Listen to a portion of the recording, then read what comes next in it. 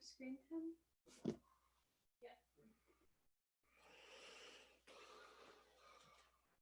Oh, Zoe, Yeah. can you also bring down your music stand for me? Yep. Thank you.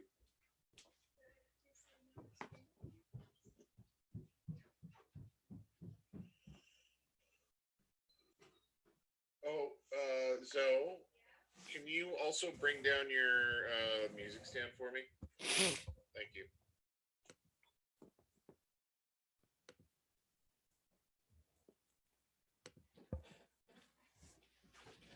What you can and you leave the rest. Taking the very best. Thank you. They drove Dixie down. All the bells were ringing. The night they drove Dixie down. All the people were singing. They went. La, la, la, la, la,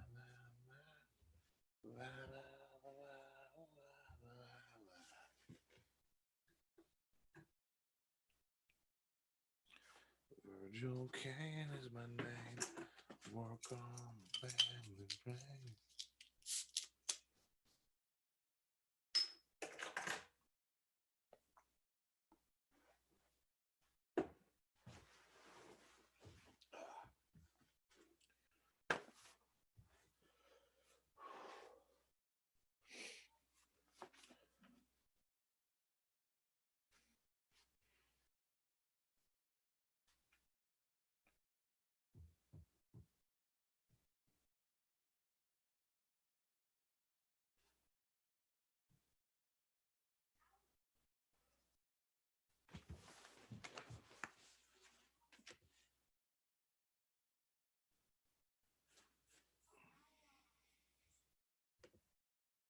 Hey man, how's it going?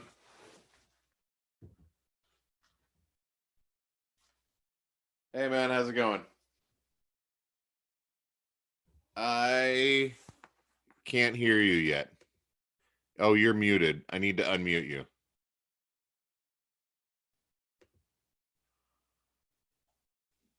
Why?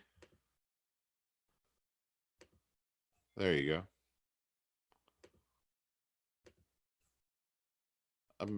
I'm unmuting you. Am I there? Oh, there you are. Muted again. There we go. Okay. I think Got it. There. Okay. I mean, how much would the lady in your life love to be able to just mute you on command? Most of the day, every day. So how's it going, buddy? New dad? I'm good. I just realized I have to regrade half of my yard. Okay. So that sucks. Yeah. Came to that conclusion like 20 minutes ago. Was that because of the baby? Like they learn how to handle grades eventually. He ruined my yard. No, I started digging out a small area that Kendall just wanted a small patio to sit on. Right. And then I realized how bad my yard was. Right. That's how it works for us too. Yeah. Huge project on the way. How's your renos coming? No. Well, okay. We're in the period of the reno where we're discovering how shitty the house is. Like, yeah, I did that months ago. Yeah. So there's always like 3 or 4 days when we're like, maybe it won't be so bad this time. But like, yeah, the exterior of structure of the house is incredibly strong. Yeah. But everything inside the exterior structure of the house is finicky and weird and like put together by 18 different people in 18 different times. Like there's no. So every time you're like, okay, so we got to do this. So like we're putting in a new bathroom and we're like, and we got to replace the stack, but then the stack is weird and encased in concrete for some reason. Man. Like, what's that? I said, that sucks. Yeah, so like there's just like digging that we got it all out. It's fine. It's gonna be fine. It's just like it means that there's always every project. There's like 2 or 3 full days of being like, oh, we never expected that was going to happen. I know. I started redoing the flooring in my entryway, kitchen, and bathroom Okay. in November. And by March, the whole bathroom and kitchen were completely gutted. Hmm. I tore out everything down to the studs because Yeah. I realized I didn't have a choice. Yeah. And with the baby coming, that wasn't stressful at all, I'm sure. No, not at all. It also wasn't thousands of dollars more than I have to my name. Are you still working with Chorus? Can you like work at home? And okay, good. Yeah, I'm working from home Okay. nonstop with them. So what are you writing for them? Are you like doing ads or are you just like news or Just radio imaging for the most part. what is radio imaging? So, like anything you hear on the radio that's not an ad and not a song, Okay. that's me. Oh, really? So, like dumb jokes in between songs, trying to make them saying their station name somewhat fun. Yeah. Stuff like that. Wow. That is such an old-timey job. Yeah, I know. And then I also do a bunch of stuff for like, they'll come to me and be like, we need video content for online. And then I come up with a bunch of ideas for them to do to make it fun. Okay. Yeah. That one's less old timey. Yeah. Do you have to execute it yourself or are you just like the idea guy and they have monkeys that go do the video? I'm mostly the idea guy. There's been a few times where they're like, we need somebody to go to an event and be on video. And I'm like, I'm just going to roast people. And they're like, yeah, we don't care. Go roast people. And so I do those. I stopped being allowed to go to multi-station events because I upset other stations too much. Because you're mean? You know what station loved me the most? Shine FM. Which one? Shine FM. What did they complain about? I went to the All Station McHappy Day event. Okay. And I tried to make Shine FM buy me food because if they were truly Christian, they would feed the hungry. And they did not like me. Well, I know Johnny Rocket is a man who can definitely take a joke. I don't know who it was. Okay. Yeah. That's funny. Well, it's funny that you mentioned roasting because I watched that roast video that you did last night. Yeah. And like, I don't think I've hated anyone so viscerally as I hated that guy when he walked on stage. Like, I wanted you to eat him alive. Man, you should have seen him open at Yuck Yucks. Oh man, I think I would have enjoyed that. It was so bad. Hi Mark, how you doing? Oh, you're still connecting to audio and you'll probably need to be unmuted. No.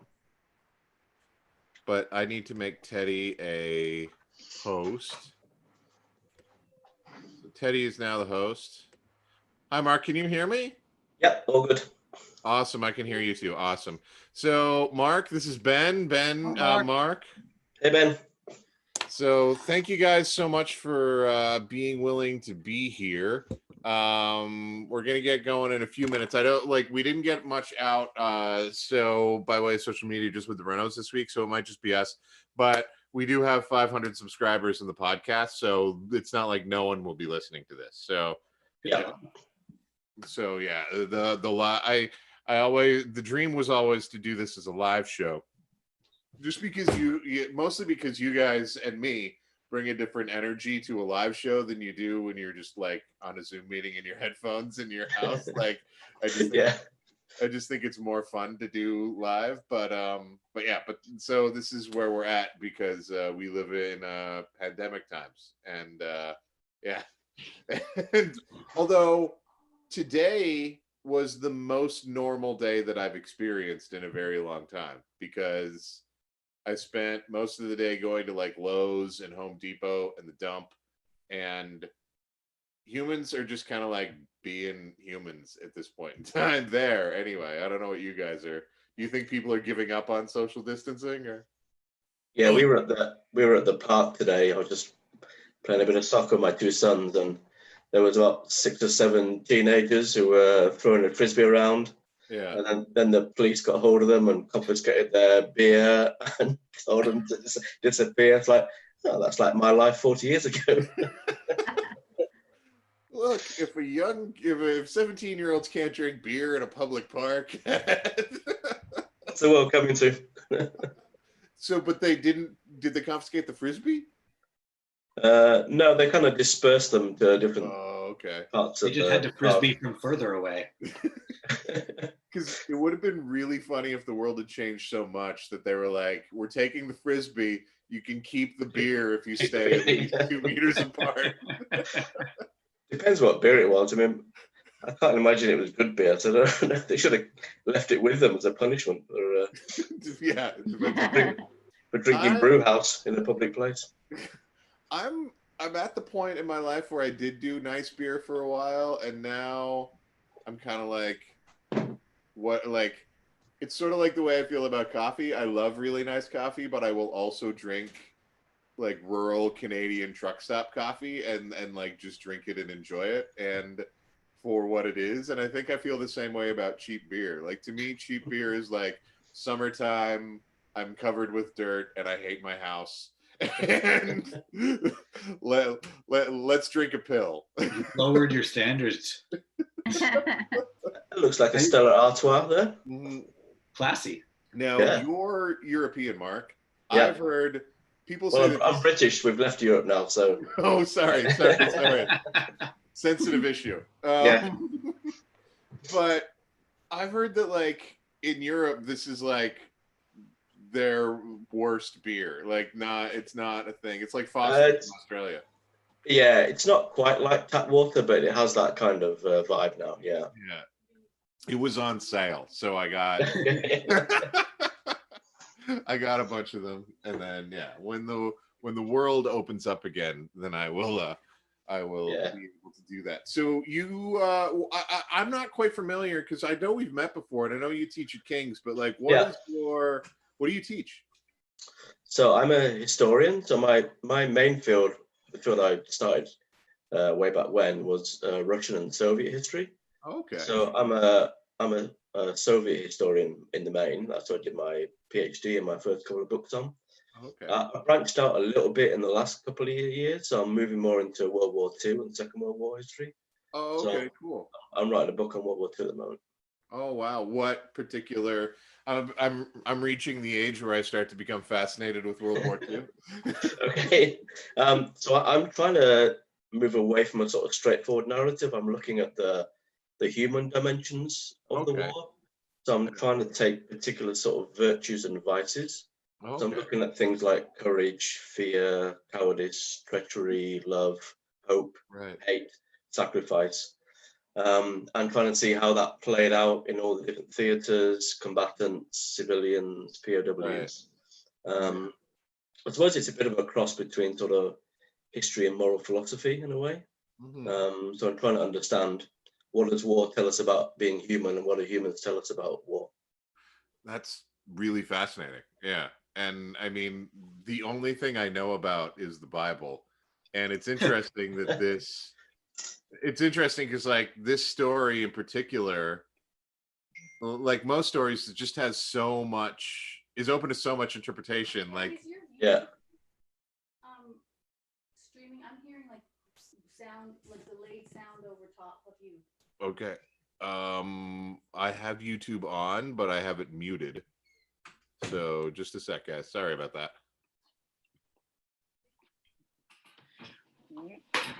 Okay.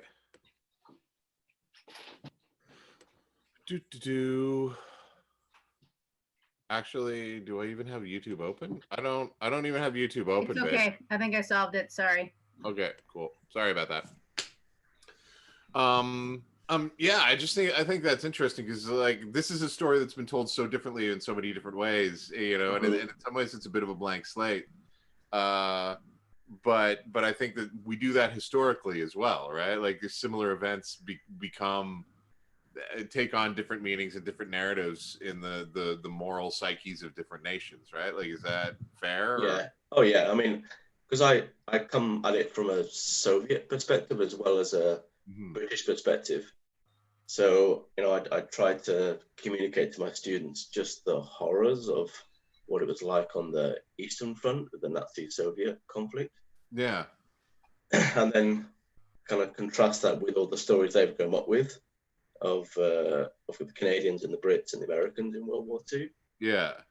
And so you just get this, like I remember teaching a woman and she's in the Canadian Navy and she was just blown away because she'd been brought up with all the Canadian stories of, you know, World War II.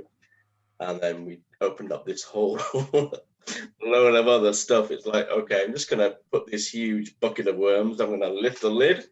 Yeah. And just stick both hands in there and have a root around because it's pretty awesome. Wow. So, yeah, that would be if you grew up on kind of like, and I don't think it's unfair to call it kind of Canadian propaganda, like because we all, you know,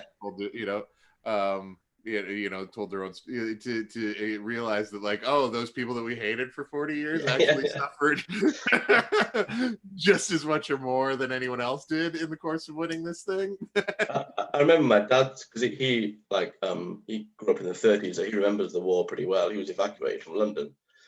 But I remember him saying he was really confused and like by the time he got to 1948, because like in 1944 he was running around telling everyone, you know, singing songs about how great Joe Stalin was. And then 4 years later he's like the devil and he's got horns and a trident. He's like, I don't know what happened in those 4 years, but something changed. Yeah.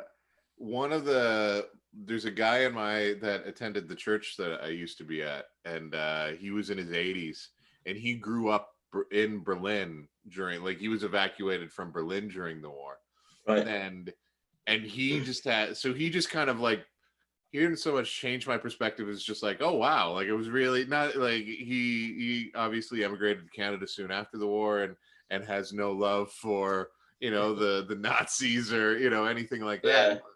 But he has he's hyper aware of how normal it felt for their country to be descending into what like we all think of as the greatest villainous government in human history. Like when he was a kid in there, it just felt like normal, like pilot like that, you know, we would be like, this child grew up wanting to be a Nazi fighter, but he was just like, no, I was a kid in Berlin and I wanted to join the Luftwaffe because they were the coolest thing in the world. Yeah, and it was the best uniforms, Yeah, and so it was just really fascinating to kind of like broaden a perspective like that, like, oh wow, you know. And I mean, obviously he's got a different like obviously history changes, and when you're 80 you think differently about things than you did as a child, but it was just like, all right, these are real people, like these aren't caricatures that we see in movies. But I mean, no, I know when I'm teaching I've got to be really aware of this because I've had students in my class and you know, her grandfather or great grandfather fought with the Wehrmacht. Wow. And you know, so all the kind of lazy stereotyping or all Germans are X or whatever. You've got to try and disentangle that and take it from that big narrative down to, well, this was someone's grandfather. And they were doing whatever. So you've got to be very careful about those kind of personal memories and thoughts and stuff. That's not easy. No. As a Jew, World War II is my least favorite war.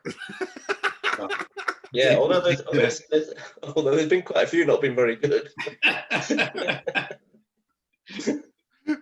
There haven't been too many times in human history where the Jews are like, we're doing awesome. Like, really haven't. 2 thumbs up. Everything's great here, guys. We're like number 2 in the oppression Olympics. Pardon me? They're so complainy. Oh my word. I'm saving that video clip forever. Yeah. Yeah. God, That's bitching. so why don't we get started? I'm gonna give a clap. I'm gonna ask you guys to introduce yourselves and kind of explain where we're going. And just to just to get, and then about halfway through the story we're gonna take a break, and I'm just gonna, because Mark, you have children, correct? Like you have multiple. Yeah, they're old. Yeah, but I have Yeah. children. I've two. My youngest is about to turn 18 next week. So Yeah. So you have, but that you have children who exist, and I have yes. children that are less old than your children, but still, Ben is a brand new dad, pretty much. Oh, congratulations! Thank you. Yeah. So how brand new how old is Harrison now? Like, He is a month old today. Oh, wow. Yeah. Congratulations. So yeah, that's like what You're is doing it? well. You're doing well to be awake. He's not as rough at nighttime as I thought he would be. Oh, cool. Yeah. Wakes up every 3 hours. Oh, Yeah. that's like me. You should get that checked. So what I'm gonna do when I take a break in the middle, we'll just talk about some dad lines, like like lines that you have heard your dad say that you never thought that you would repeat, but that you did find yourself repeating, or some version of. And so yeah, we can kind of like let Ben in on those kinds of things, and because he's still naive enough at this point to believe that he's not going to turn into his own father. It's a scary prospect. As long as I keep my hair, then I'm already winning. No, you won't turn it. It's not exactly your dad. Just like every once in a while, like it's sort of like a bubble of your dad will just like burst out of your mouth, and you'll be like, "Where did that come from?" Yeah. Who am I? Yeah, exactly. Is there any real self in here, or am I merely the product of everything that's made me? So, yeah. So we'll get going with that, and that's where we're gonna stop halfway through. So, I'm going to take a pause and do something weird so I can find this on the edit later. When I edit it, and then we'll get going. So.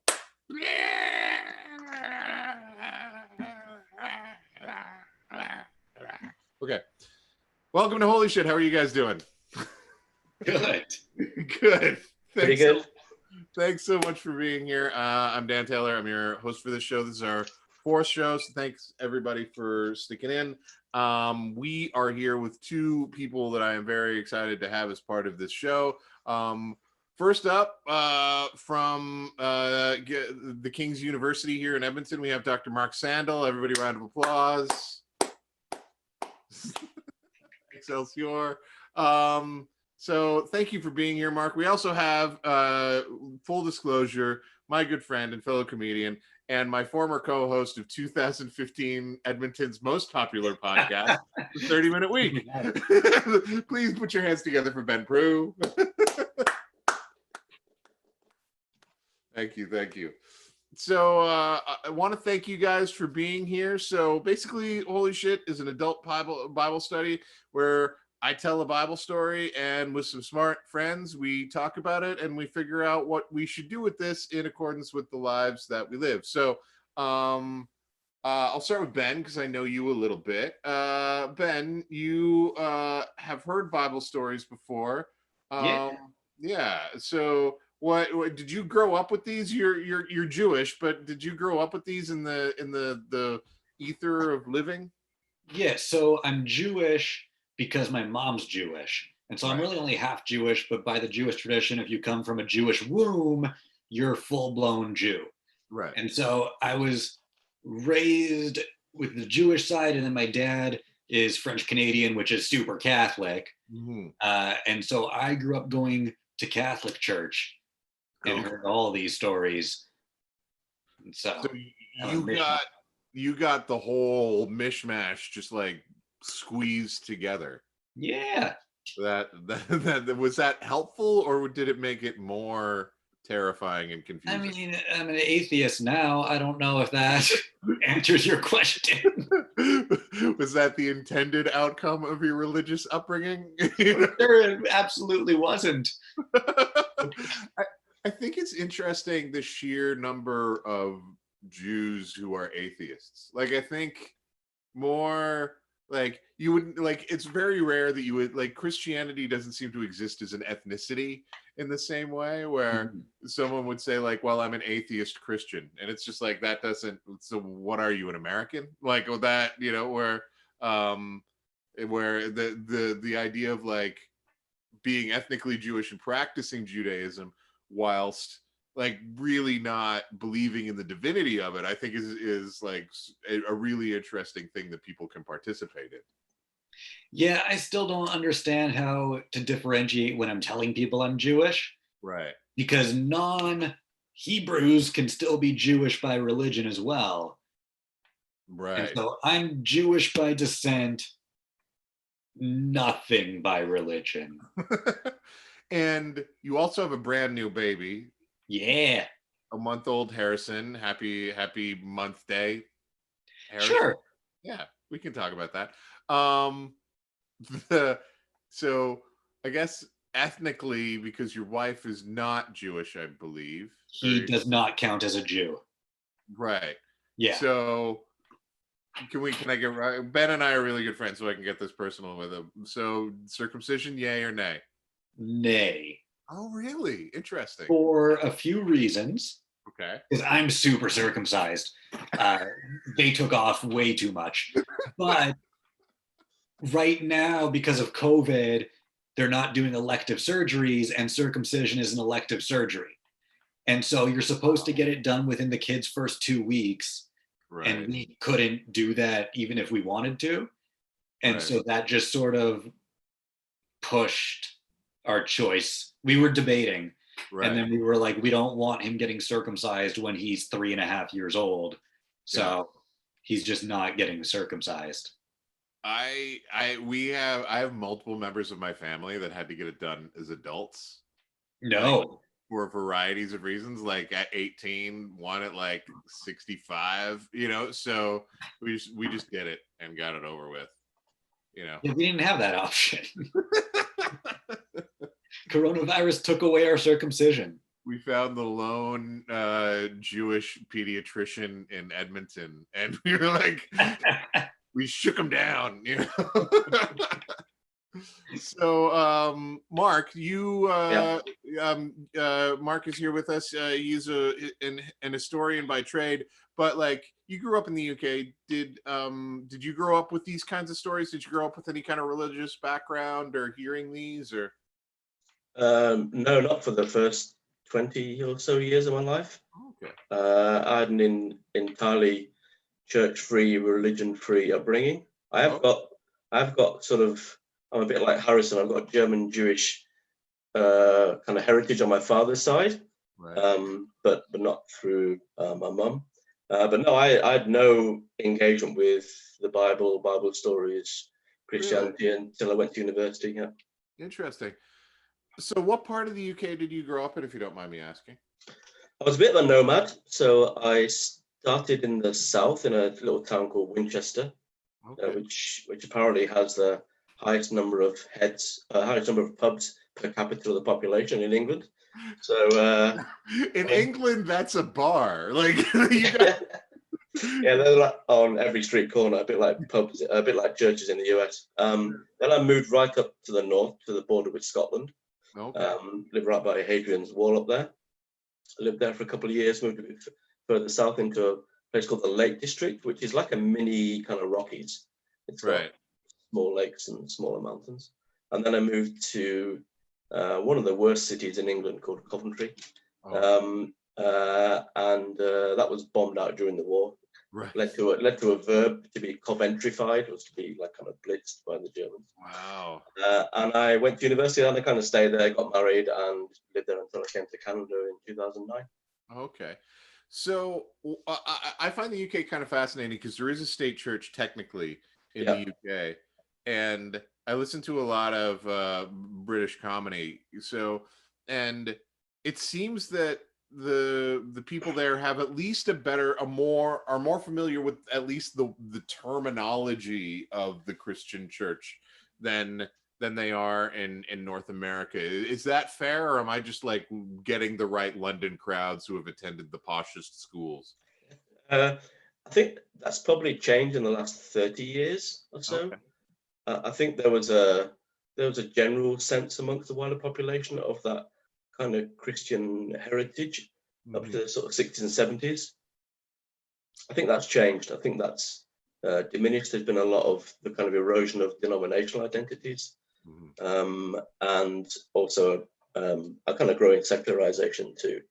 And I think that's created a greater degree of sort of absence of literacy around those stories. Yeah.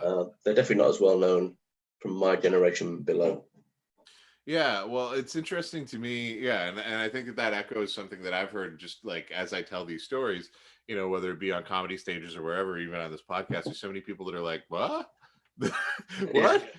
And even some of them are so like like bowdlerized or child like made family safe in churches that even church people are like, wait a minute, that was in there. And it's like, yeah, it's maybe you should try like reading the text. Yeah, actually read it. Wonder of wonders. So cool. And we're going to talk about Abraham and Isaac today. And I mean, obviously I'm putting Ben on the spot and it's fun to put him in an awkward position because he has a young child that he has not yet perhaps dealt with the decision about whether or not he wants to sacrifice it or not.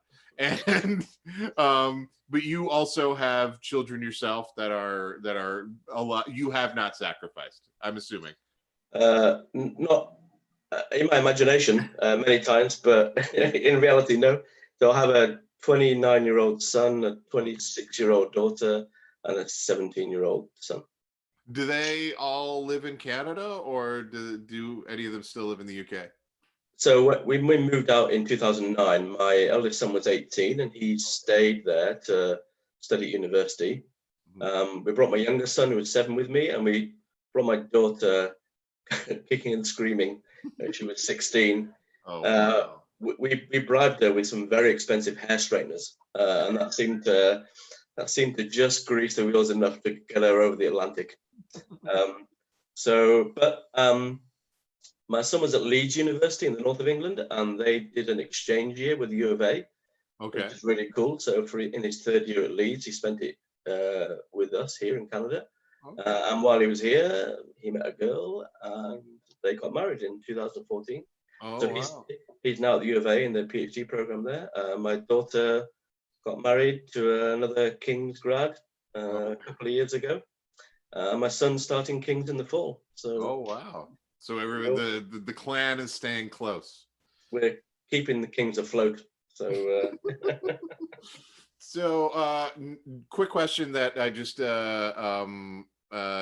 to ask anyone from the UK that I can ask, like what's your football club? Arsenal. Okay, cool. So why you didn't like it? Doesn't sound like geographically you were anywhere near there. Yeah, it was my dad. My dad's a Londoner, so he was born and raised in London, and he was evacuated to kind of the Winchester area during the war. But I got it from him, and my youngest son is an Arsenal fan, but my eldest son is kind of, well, he's been written out the will. I'll leave it at that. I won't say anything more, but he's not Tottenham. It's not Spurs. No, it's not that bad. He's still alive, but no, he supports Newcastle. So. Well, that's a harder place to be than even an Arsenal fan. Well, I've told him numerous times. He was about 5 when he made the decision. I said, look, you're going to set yourself up for a lifetime of misery and disappointment. Do you really want to do this? And he said, yes. So I said, okay. And he's lived with the consequences ever since. Well, it's interesting because, like, I think often in North America, sports is beginning to act as the new religion, like the thing that we pass down to our children in a lot of ways. And I think that Ben, like, how many articles of Minnesota Vikings paraphernalia does Harrison own at this point in time? So far, 0. What? A lot down the. Yeah, do you know how expensive baby stuff is that he's going to grow out of in 2 days? We always just put our kids in like adult things because they fit them right away. Well, I will get him stuff when he grows a little bit more. For now, he can wear one of my 20-some Vikings jerseys. Well, you do plan to raise him as a Vikings fan, knowing that the Vikings are pretty terrible and have been consistently disappointing for. Yeah, because you're such an athlete, Daniel. I'm not against the Vikings. It's just like one of the most tortured franchises. Like, Yeah, it really was a bad choice on my part when I was a child. yeah, I like, lived with that decision. Did But, your I dad mean- warn you like Mark did? Like, No, my dad doesn't watch football. oh. So I had no guidance, and then I chose the Vikings. So this is a little bit on him. Yeah, this is like just like his atheism. It's just kind of like left feral in the wilderness. Yeah, it's another parental fail. Okay, so I'm gonna start. We'll start story time. So if you guys want to strap in, we are going to talk about the story of Abraham and Isaac. Now, there's a couple of things that you. Hey, Dave Ray. There's a couple of things that you need to know about Abraham before we even get to this story. So Abraham is there's an incredibly important series of stories about Abraham. First of all, what we know about Abraham is that he came from the land of Uz, and the land of Uz was way, way far from where he ended up dying. And what's interesting about Abram is that his father Terah had been told by God to leave Uz and go to Canaan, which is present day Israel, Palestine. And what happened was Terah made it to Haran, which is like about an eighth of the way to Canaan. And the text says that he settled there and he stayed there and he died there. So there was this weird break that happened with Terah, but then what the story goes is that God came to Abram and said, "Get up, leave the land that you leave your father's household and everything that you know, and go to the land I will show you, and I will make you great." And Abram did. And through the course of that decision of leaving his own households, going to this other place, God made him a bunch of promises. And one of the promises is that he would be, I will make you great, you will be great, you'll be wealthy, you will have, but most prominently, whoever blesses you, I will bless. Whoever curses you, I will curse, and I will give you children, as many as the sands in the desert and the stars in the sky. So and then all nations will be blessed through you. So God makes these massive promises to Abram, and there's a whole series of things that happens in Abram's life where he goes, a bunch of stuff happens to him. God changes his name from Abram, which means exalted father, to Abraham, which means father of many. But the one thing that doesn't happen to Abraham is he doesn't have any children, and he gets older, and his wife Sarah also gets older and older. And one of the things that we need to remember about the ancient world is that people knew where babies come from. One of the strangest things about sometimes talking to people about biblical times or the ancient world is they act like, well, we know now where babies come from, but back then they didn't know. They knew. They might not have understood the exact science, but they knew where babies came from. And they understood that as people got older and older and older and older and older, the idea of them having children as numerous as the sands and the desert and the stars in the sky becomes more and more and more and more remote. And then finally, there's another story. So Abraham has a first son, Ishmael, in another complicated story, depending on who you ask. But then he finally has this son, Isaac, and Isaac is Sarah's son. Sarah, in her old age, well beyond childbearing years, the story goes, gives birth to a son, and she names him Isaac. And Isaac means laughter. And she says that she named him laughter because she says whenever anyone hears that I have born a son, they're going to laugh at how ridiculous this is. That like they're going to be like, how ridiculous it is that this baby was born to me in my old age. So Isaac is born, and he survives and lives, which wasn't a given at the time. And the Bible says, and things go on. So Bible says, the story goes that sometime later, God called to Abraham to test him, and he says, and God says, Abraham, and Abraham says, here I am, and God says, so you know your son, your only son, the son you love, Isaac. I want you to take him and sacrifice him on Mount Moriah at a place that I will show you. Now, already there's some interesting parts about this story because Abraham had at least two sons at this point. But what the text tells us, the story specifically says, take your son, your only son, who you love, and sacrifice him on Mount Moriah in a place that I will show you. So Abraham wakes up, takes two servants and a donkey and Isaac, loads them up and says, we're going to go to Mount Moriah to worship. And at a certain point, a little bit of a distance from Mount Moriah, they get there. Abraham turns to his two servants and says, hey guys, you wait here with the donkey. Isaac and I are going to go worship, and then we're going to come back to you. So he takes Isaac and he loads him up with the firewood. So he's old enough to carry firewood a good long distance without having it being justified in complaining. You know, like if you give a child a burden to carry, no matter how old they are, they're going to complain. Like if you give my 12-year-old a backpack and say carry it to school, he's like, this is so. But anyway, so he's at least that age by this point in time. And they set off to go to the mountain. And this is when we're going to take a break because the story is about to get serious, and I want to do something a little bit fun and talk about dad sayings. So, yeah, I had a bunch of sayings that my dad said that I was determined I was never going to say as an adult, mostly dealing with dental hygiene. My dad actually said, and he must have gotten this from somewhere. He actually said to me, be true to your teeth or they will be false to you. That was my dad's level of humor. And I was bound and determined that I was never going to say that as an adult.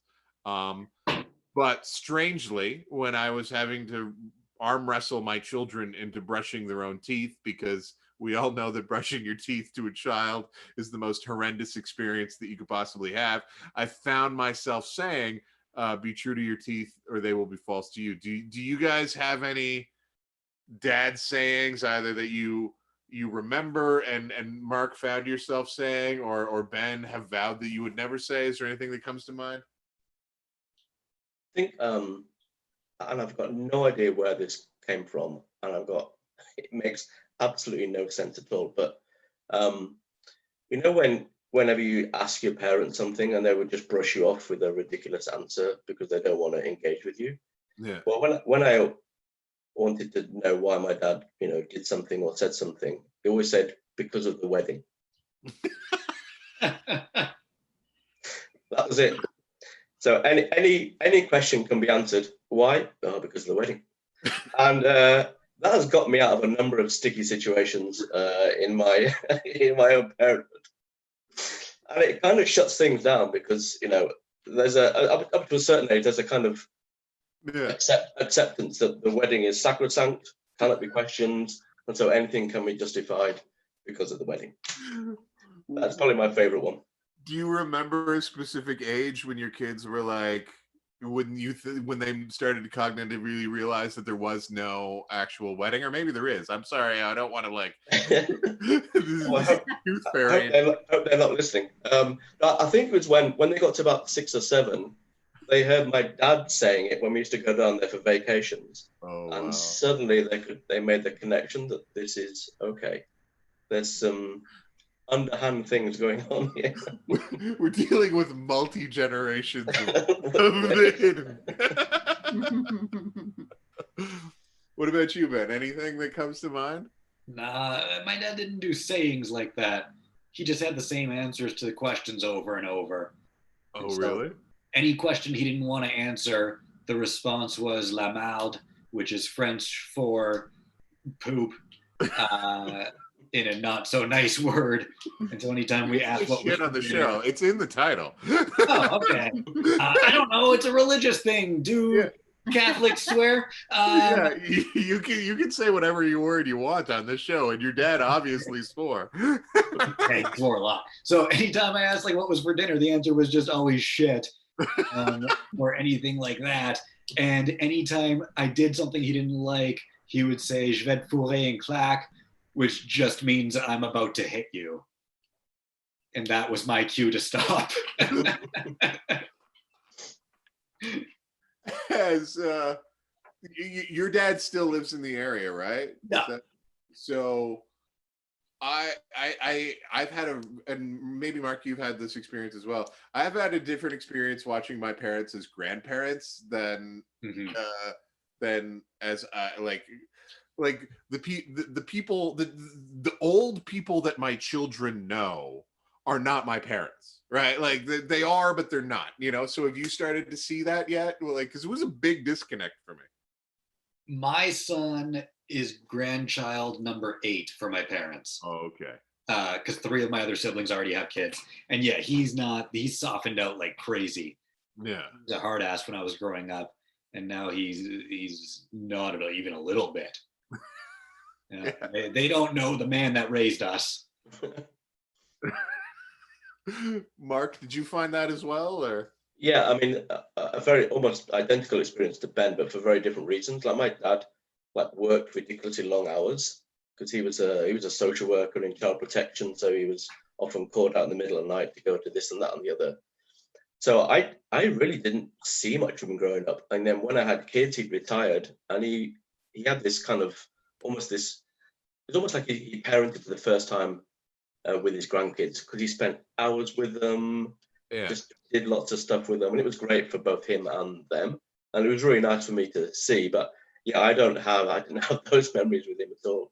Yeah, it is interesting. Like, and I think that there was, you know, I think that there's a like a weird thing that just happened, and this is my theory. There's a weird thing that happened in our century, particularly, where like so I'm 42.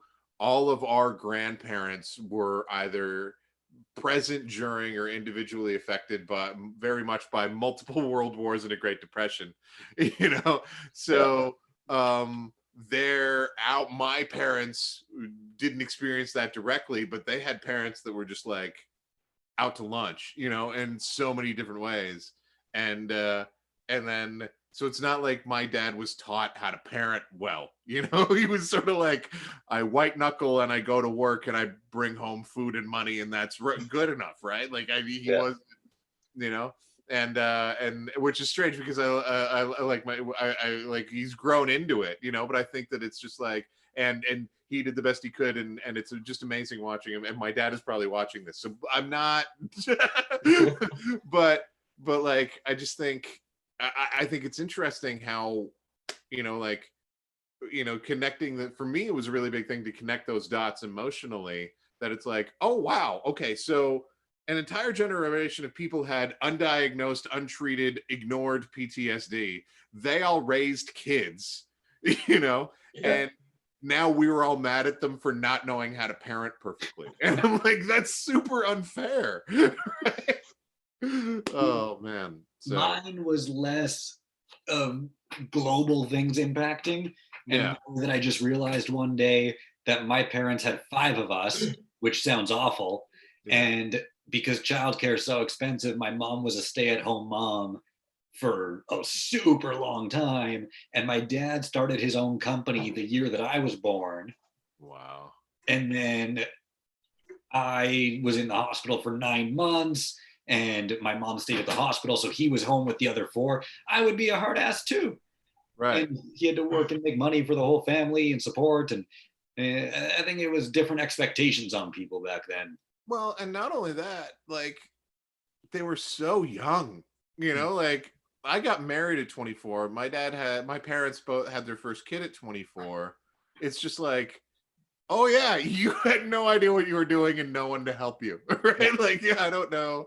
I think that that's the other thing too. Is just like, for better or for worse, people are waiting longer to have kids, and I think that there's like, in theory, an element of financial stability to that, but also just a level of maturity where you're just not a child, you know. And I think that definitely played into the households we all grew up in. I mean, Dave Reyes here as a participant, and he's the exception because his dad was like 175 when Dave was born.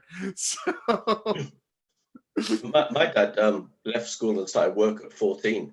yeah, And, he was that generation. And, he worked for 43, 44 years, but he retired at like 57, having worked for over 40 years. wow, And so he's had an incredible retirement. Like, he's still alive. He's just turned 90. But he had such an amazing amount of time to spend with his grandkids because he was retired and he could do loads of things with them. yeah, And they lived right by the sea, by the beach. It was just a fantastic place to go and yeah. have holidays. And it was really worth the making of him. And and I say this is like, my parents and my dad in particular has like spent the last 3 days renovating our house. So it's been sort of fun for me to recreate those memories of, like, I definitely remember getting in the truck and going to the dump with my dad, and now there's like 3 generations of people going to the dump, which in my family is a big thing. I don't know, maybe that makes us I don't know what that That's still a good day out in my family. I go to the dump less often than you do, clearly. No, what's sad about the dump in Edmonton is that, like, you're not allowed to get out of the truck until you're 11, which is just like, you're so close to being out of age when you want to get to the dump and throw garbage in a big hole. Like, like, when you're 8, that's like 7, 8, that's prime, like, I want to throw garbage in this big hole age. And the city of Edmonton is like, actually, that's kind of dangerous for you to be involved in. And I'm like, yeah, but that's what you want to do when you're 7 or 8, is all of the dangerous things. So yeah, we didn't have any of those health and safety regulations back in the UK. You could throw things in from 2 months, but it's one of the big rites of passage for me as a parent. Was we took our eldest son to the local dump with his soother. I think he was 4 or 5, and it's going to be this big dramatic moment where he tossed it into the dumpster and said goodbye to his soother. Yeah, we had about 18 at home just in case it went wrong that night, but he didn't know that. It was just like, throw them out there. and it worked. Yeah. Take notes, Ben. I never had dump trips when I was a kid. I don't have those memories. I remember dumping stuff, but not at the dump. Right. It was just in construction sites and fields. Oh, no. PEI dumps were just holes in the ground where garbage happened to be collected. And then eventually covered over with dirt to be purchased by my uncle. So that's where we're at. So dad stuff is always fun. Now this story is gonna take a bit of a turn right now. Sorry, Mark, did you I just put the lights on because I was getting a bit dark. So at this point in our story, Abraham has left his 2 servants behind with the donkey. They're hanging with the donkey. He is now going with Isaac, and they're walking towards Mount Moriah, where God has told Abraham to sacrifice Isaac. At this point, the story goes that Isaac turns to Abraham, his father, and says, "So, Dad, we've got wood for a fire for the sacrifice." Yeah. And it's like, you've got a torch in your hand, you've got fire for the sacrifice. And Abraham's like, yeah. And then Isaac says, "So where's the actual sacrifice?" And Abraham says, "The Lord himself will provide a sacrifice," which presumably solve the question right now. I mean, but as a father of children myself, I can't imagine that the conversation ended there. Like, I can't imagine that that was the last word. But that's where the conversation sort of answered. And maybe that was Abraham's version of because of the wedding. you know, that the Lord himself will provide a whatever. So they head off, and the story goes that, like, Abraham and Isaac set the wood down, and they build up the wood for the fire, and they build an altar, and then Abraham ties up Isaac, places him on the fire, on the pile of wood where they were going to have the burnt sacrifice, gets out a knife and prepares to slay and sacrifice his son Isaac. Now, this is where the problem of a written tradition comes in, because what the story tells us is that a messenger came from the Lord, who we often interpret as angels. The word for angel and messenger is the same. I always like to imagine them as Canada Post employees or UPS employees, being like, whoa, but the written text says that the messenger came and said, do not lay a hand on your son. You know, I appreciate your faith. There is a ram over there. And what we don't have is tone, because there's so many ways that message could have been delivered, because that message could have been delivered with a tone of like, whoa, whoa, whoa, whoa, whoa, whoa, whoa, whoa. Like, as if like, no one ever thought that you would go through with this, Abraham. Like, why? No, like, or was it like angry? Was it like, no, don't lay a hand on the boy? Or is it like, okay, we've gone far enough, don't lay a hand on the boy? Like, we don't have a tone in the story, so we're going to have to come to that on our own. But what happens is there's an interference from this messenger from the Lord, who intervenes and says, no, like, don't kill your son. And he, in fact, allows he says, if you look up, there's a ram caught in a thicket, and it looked like, and the story goes that there was a ram that had its horns caught in a bush, and that was going to be the animal for the sacrifice. So Abraham sacrifices that ram with Isaac, and then walks down.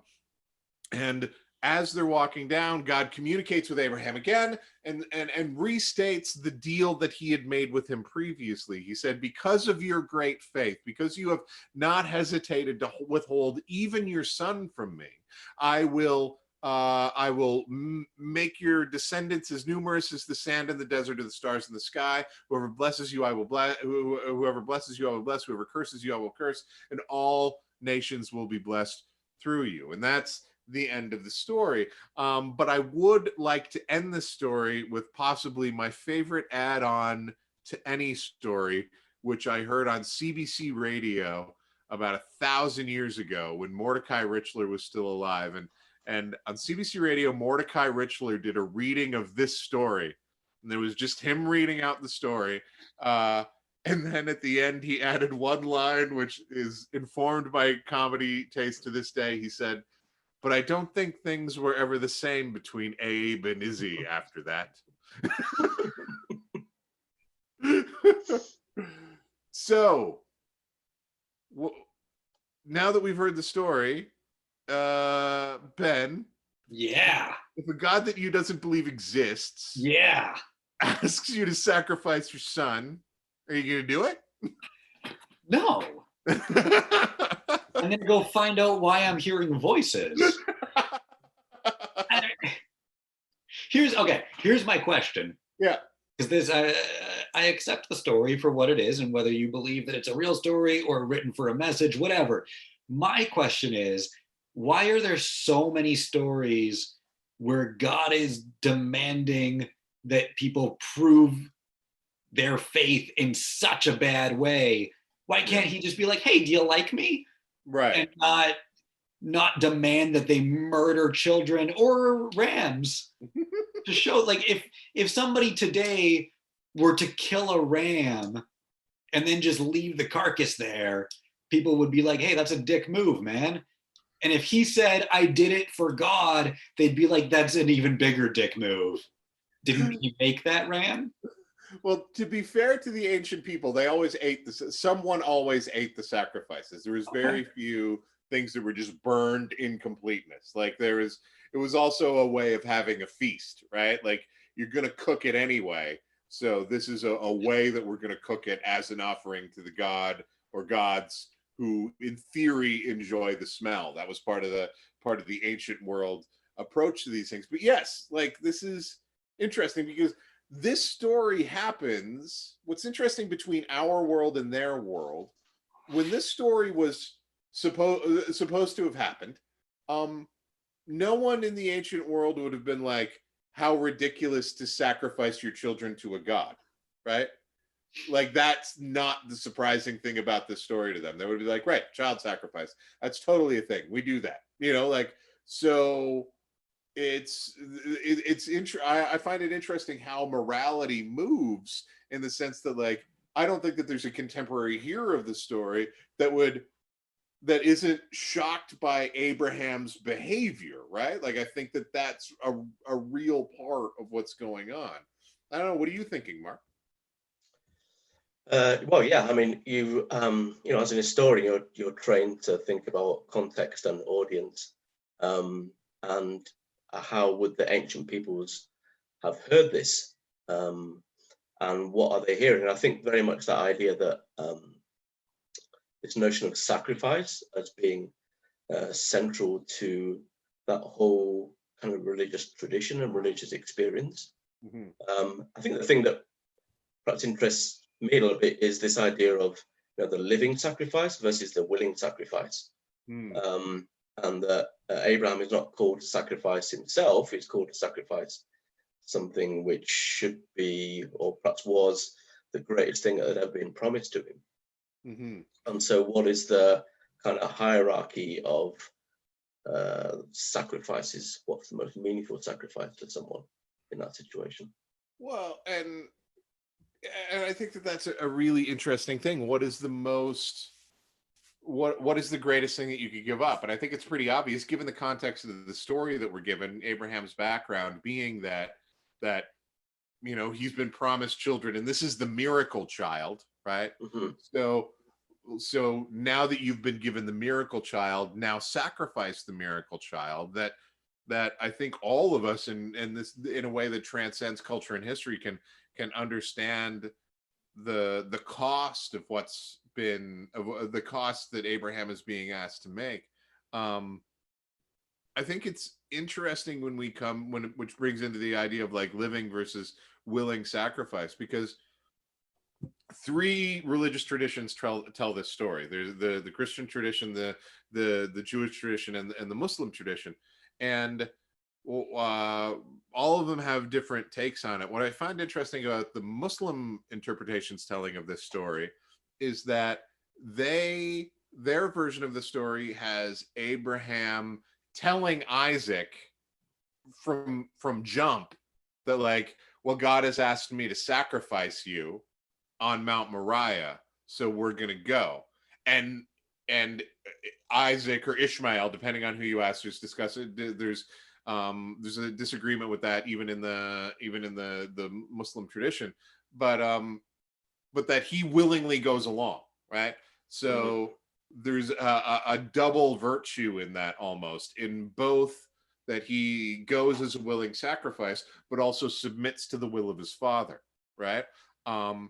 Now, for most of us in contemporary North America, even that is kind of crazy. Like, you wouldn't, that, like, the idea of submitting to your father as he goes to sacrifice you to a god, that's even so far beyond our moral understanding of the world that it's difficult for us to grab a hold of, right? This story, I think, and I've grown up in a Christian tradition and I've studied this stuff my whole life. I think that I would argue that this is in the top 5 of stories that are most difficult for us to deal with, and therefore most often ignored or just shoved aside or very quickly rationalized, right? Because in the Christian tradition, what we tend to do with it is that we either either try and make this that, like, well, Abraham believed right away that God would be able to resurrect Isaac. Therefore, he didn't mind killing him, which to me is really psychopathic. Like, as a Christian, and I'm like, okay, but like, yes, yeah, yes, he can resurrect, but it's not like resurrection was a common thing at the time. It's not like you've been like, oh yeah, Wednesday, that's when God resurrects people, right? So that's most often the way that I've heard it interpreted. And the other way that I've heard it interpreted is like, we just skip that and go straight to Jesus, right? Like, we're just like, oh yeah, this is just like an allegory of God sacrificing Jesus. That's all it's about. Pay no more attention to the story. But given its prominence in the way that it keeps getting told and retold, I think it is important. What do we do with this story? You know, like, does Abraham have any justification in any of your minds? Like can either of you give me, and maybe Ben, most because you probably most disagree with them, can you give me any justification where Abraham could come to you and be like, well, I did this because, you know? No, absolutely not. Yeah. See, this is and I get what you're saying with the old culture wouldn't have considered that as insane, whereas today that's the most insane, disgusting thing a person could do. So I think it needs to be put under a lens of, does the Catholic God evolve its morality to human beings' morality, or does human interpretation of the Bible shift based on their own morality?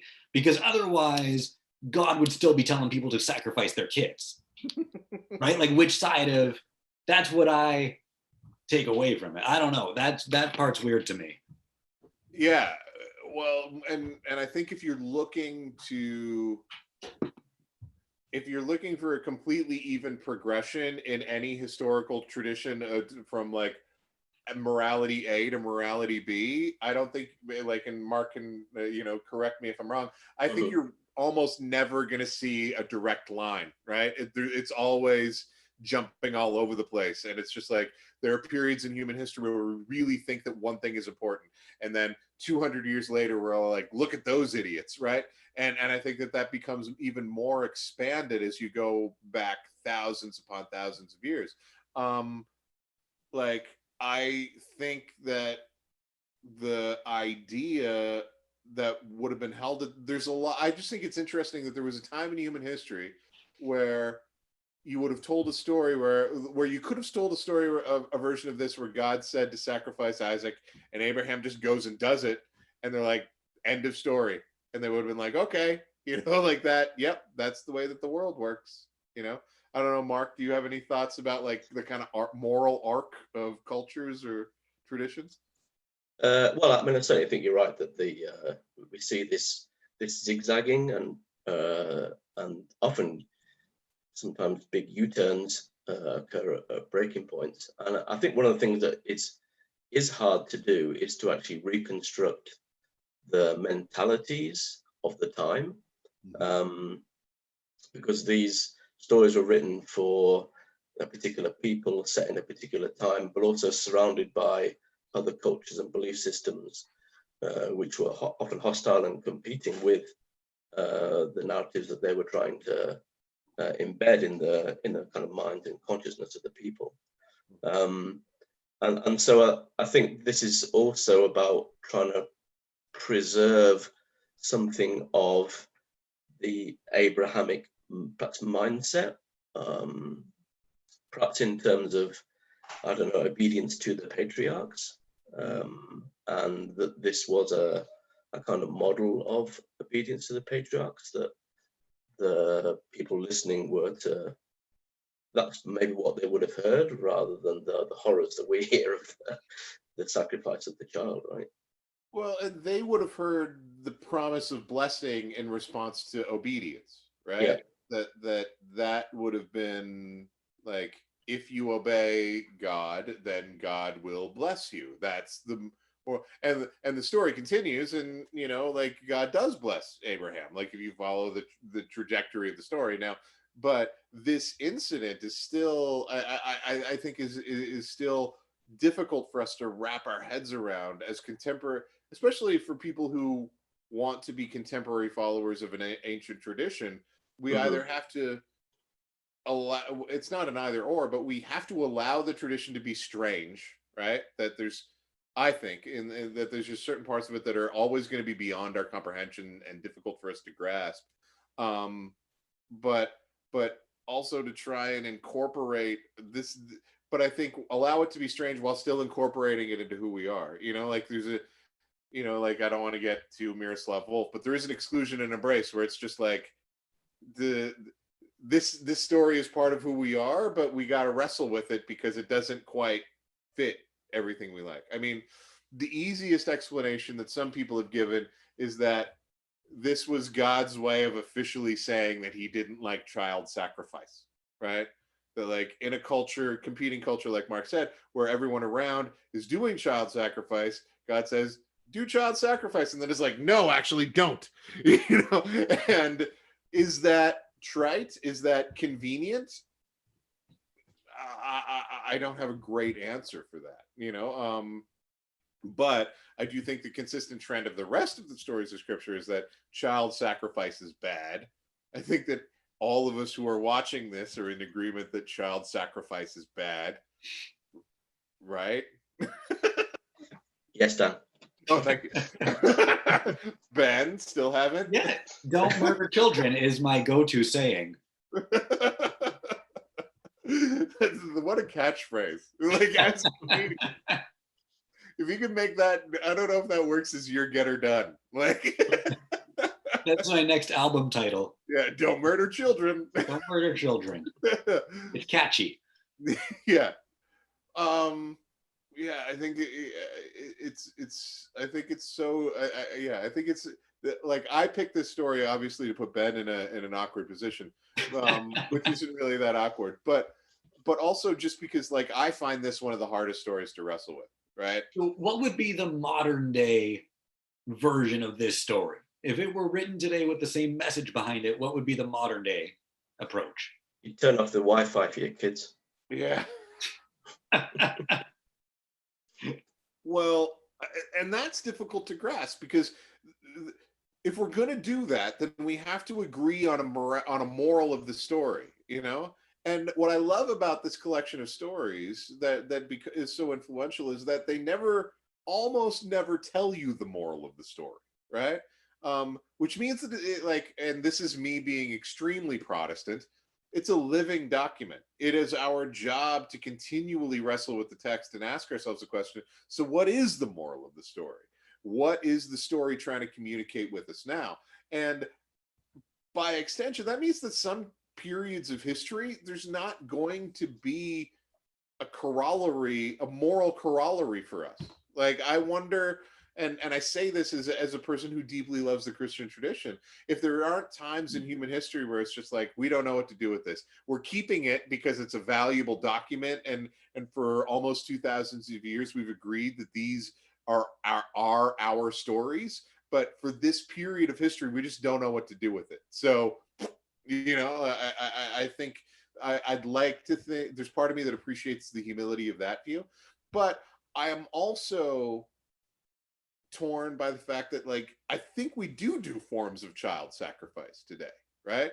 Like if you're a person who has invested so much in your suburban lifestyle that you need two incomes and you're never actually home to parent your children, but you're just constantly working to support your children, that could be construed as a form of child sacrifice, right?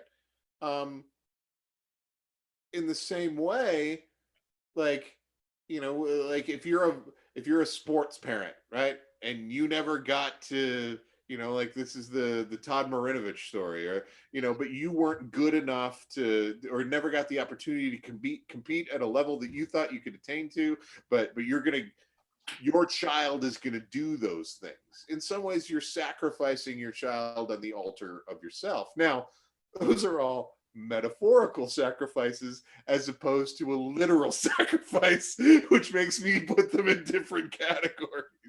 I don't know. What do you guys think? Like, that's what kind of what we're here to do, is like, what would the moral of this story be for contemporary time?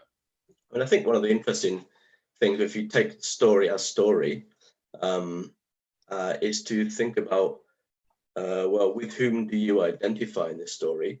And how does the story look from the perspective of A, Abraham, B, Isaac, C, the messenger, D, the servants? But then also, what about Sarah? I mean, where is she? What part, at an early point, did she play in this? And so I think trying to identify, like you were saying there, Dan, about the sporting parent with the kid. I mean, I've coached soccer here for 8 years. I've seen those parents, and I've seen what it does to those kids. And yeah, it isn't an actual physical sacrifice, but it causes incredible hurt and distress. And I see that from I look into those kids' eyes, and I think, looking at it from Isaac's perspective, this is an incredibly troubling story, which is, it at that level, when you begin to see it from his perspective or through his eyes, and you try and inhabit that story from his perspective, I think it looks very different. So the Christian tradition automatically takes this to Jesus. The Muslim tradition takes this story and tells Ishmael / Isaac what's up from jump. The Jewish tradition I find interesting because they kind of tell the story as if Abraham and God are playing chicken with each other. Like, they're both testing each other's faith and morality. Like, which is sort of an interesting dynamic to look at, because they, like, so if we're going to do what you asked us to do, Mark, identifying with Abraham and saying, like, well, I'm going to test this God to see how moral he really is, and if this is his expectation, then I'm no longer going to follow him. Is it fair to take that from the story? I don't know. I mean, the version I'm most comfortable with is that this is God's way of telling people that child sacrifice is bad, but also memos work. Like, that's like, I know he did that multiple generations and hundreds of years later, but like, you could just be like, by the way, every time a child is about to be sacrificed, there's some sort of divine intervention. Like, people would figure it out eventually, right? And it's like, because if we believe, the story has us believe in a completely sovereign God. And I think that makes it difficult for us to be like, well, how come every time all over the world, every time someone raised a knife to sacrifice their child, they weren't struck dead by lightning? That happens 3 or 4 times. And then people are like, I don't think we're supposed to do that. Maybe?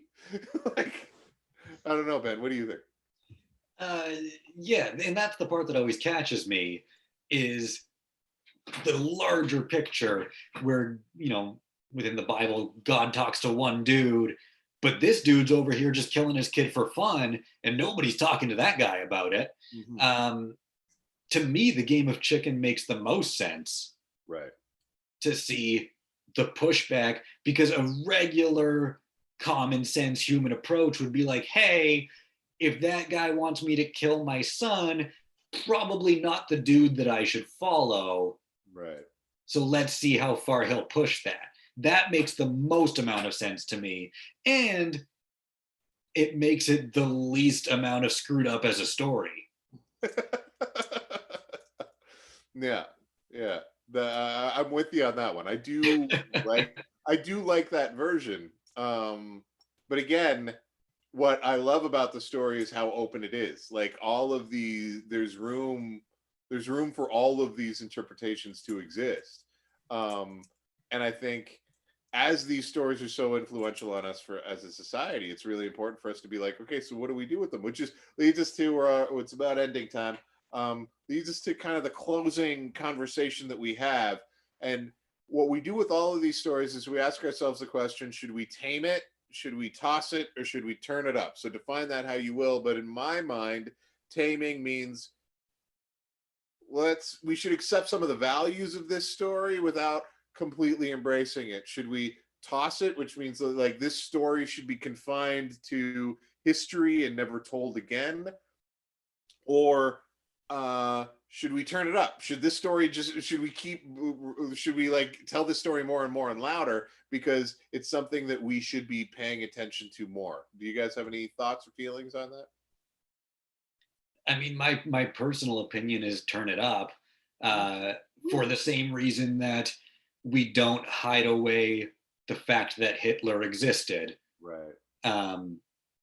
Forget history and it's bound to repeat itself. So if this is in fact history, ignoring it probably isn't going to be the best thing moving forward.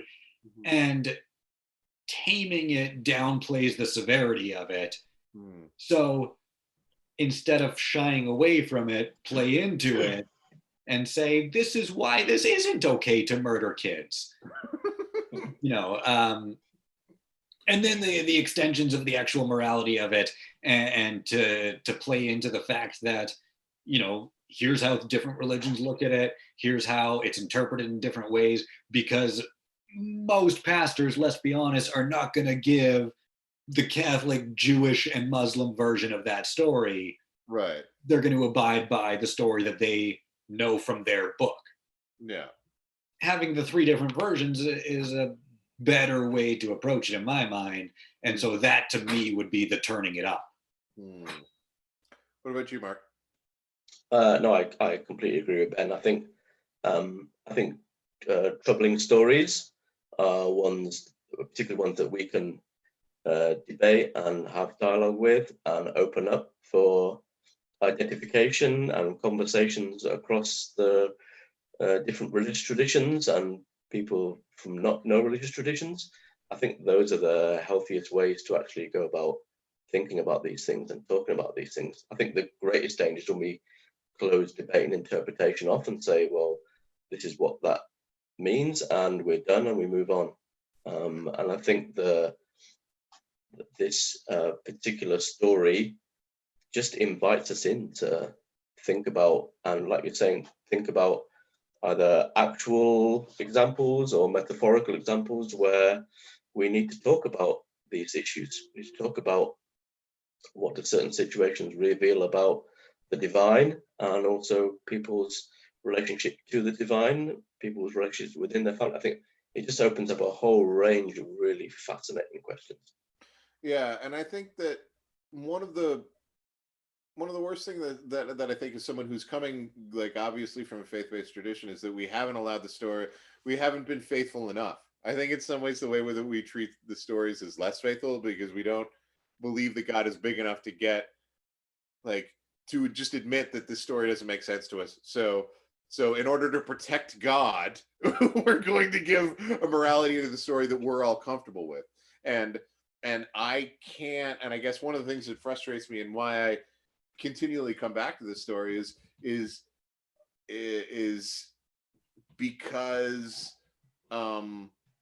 this isn't one that I can moralize away. And if I'm going to ask myself the question, tame it, toss it, turn it up, there's a part of me that really wants to toss it, because it would be easier to be a follower of Jesus and be like, I believe the Bible, if this story wasn't in there. Because I feel invited to identify with Abraham, both as a follower of God and as a father. And yet I find myself in, like, the Jewish tradition being like, if this is what I'm called to, then no. But in the Christian tradition, we also have the idea that, like, well, God did this, right? Like, that's the story. That's what as horrific as this story is, this is the story of Christianity. Only the story of Christianity, they follow through on it, right? Like, the story of Christianity, God doesn't provide his own ram to substitute.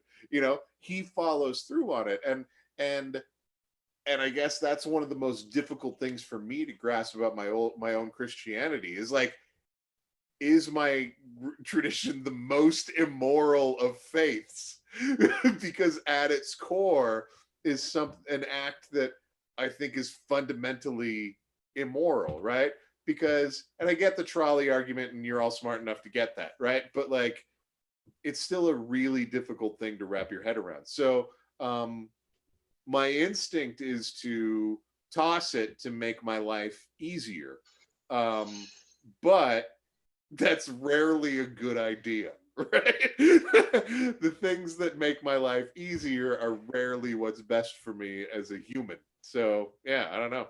I think it's a fascinating one. There are some people participating in the live show. Do you guys have any questions? If you either want to type them or Teddy, if you want to plug them in so we can, does anybody have any questions? Teddy, are you out there? I'm here. Sorry. Okay. I was just being quiet. Okay. No, that's fine. No questions? We're good? Okay. Oh, my mom is typing something. This could take a while. I'm going to have to edit this out later.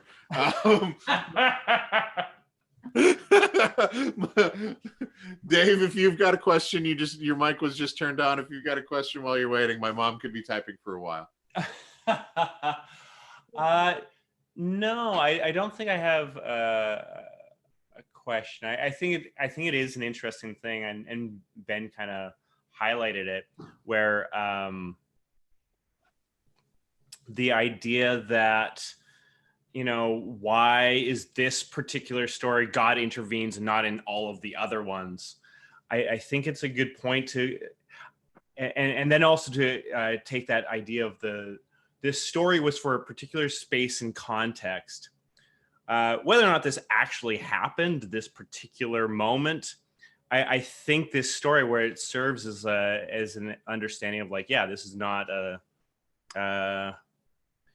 we don't sacrifice children. This is not what God wants. This is different than what has been just to be clear. Yeah. The official statement of Holy Shit, the show and podcast on child sacrifice is no. No. We are entirely against it for the purposes of but also this idea that there is that this God is bigger than some of these other traditions, that maybe things are a little bit different with Abraham, and it is a little bit of a rah-rah, Abraham, our father, he's a good guy,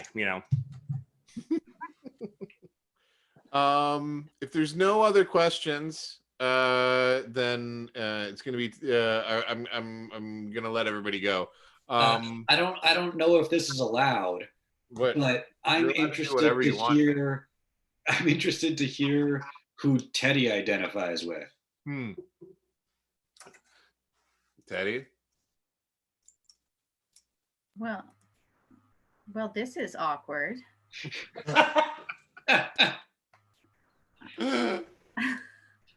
I mean, I don't know that I really. I probably identify with Abraham, just because I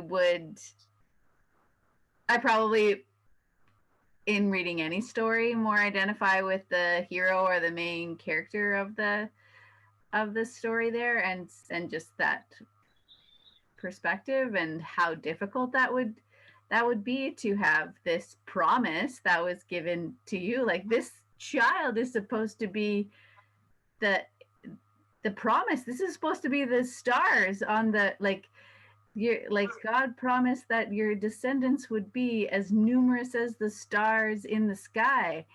And then how is this going to be if you want me to sacrifice him? And I think that Abraham had, in the story in the Bible, Ishmael being in some ways taking God's promise into his own hands by having a child with a woman who wasn't his wife. And then you have Isaac, who is this promised child that's a miracle child, that was ridiculous. And then now you're called to give him up. But that just doesn't make any sense. Why are you laughing, babe? I was laughing at my mom's iPad making noise. Oh, okay. I can quiet her again. This is the only time ever.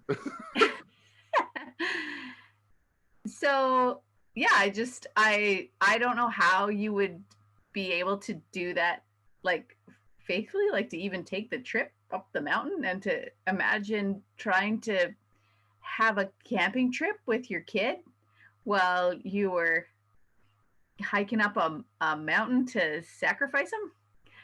Like that just seems like the most sad and morbid hiking trip. And I've been on like out trips, like days long of carrying all your own stuff.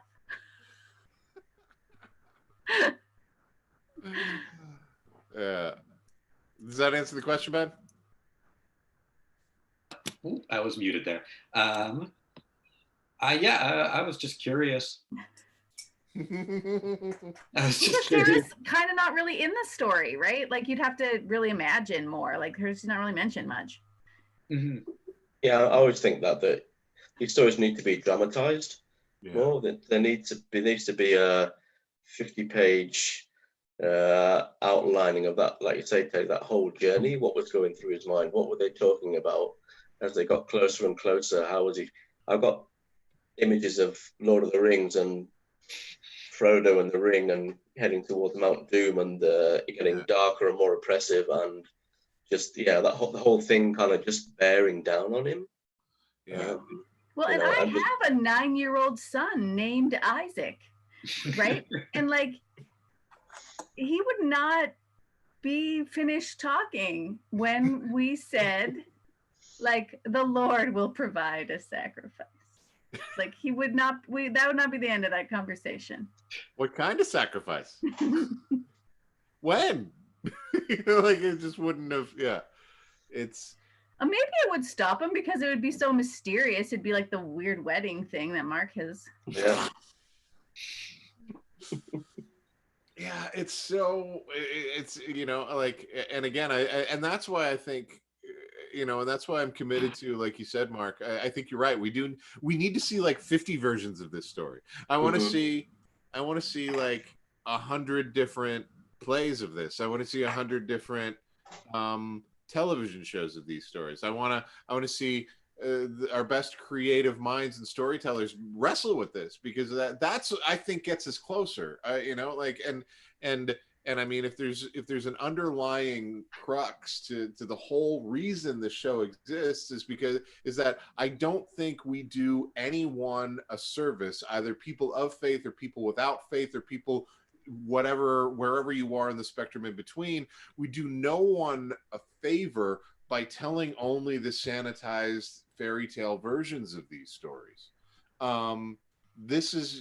These stories are at the core, whether we like it or not. Stories like this are at the core of who we are as humans. We if we haven't particularly heard them ourselves, our lawmakers have heard them. Our our grandfathers and grandmothers heard them. Like these are part of the inherited intellectual tradition that we've been given, and I think we can either enter into that blindly and just keep following along with their decisions, or we can engage in the wrestling process that they engaged with, right?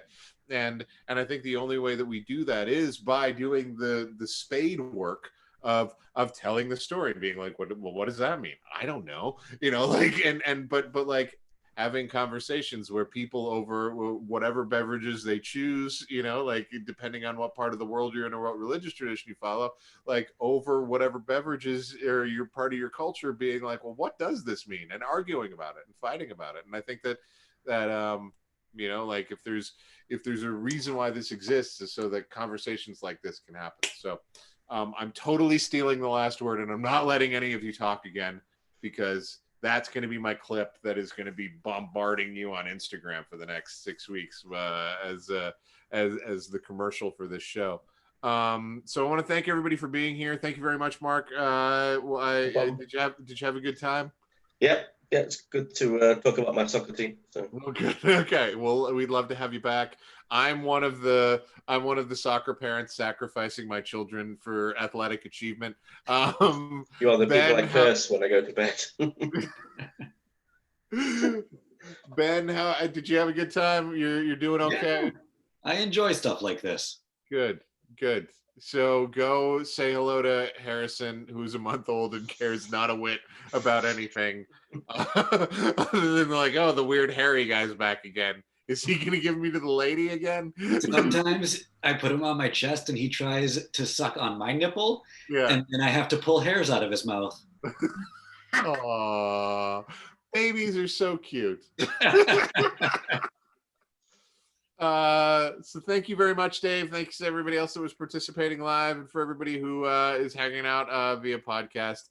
Next We will week? see. What's that? Next week is up in the air, but are a little bit. So tentatively, definitely Noor Kidwai is going to be on. We're going to have our second Noor, and Noor Kidwai is an amazing comedian, and potentially, if everything can work out, Dr. Hillary McBride. So yeah. So and if you don't know who Dr. Hillary McBride is, Google her because she's pretty awesome. So we will talk to you guys soon. Thanks so much for hanging out. Have a good night, guys. Hey, Thanks bye. so much for being here. Bye-bye.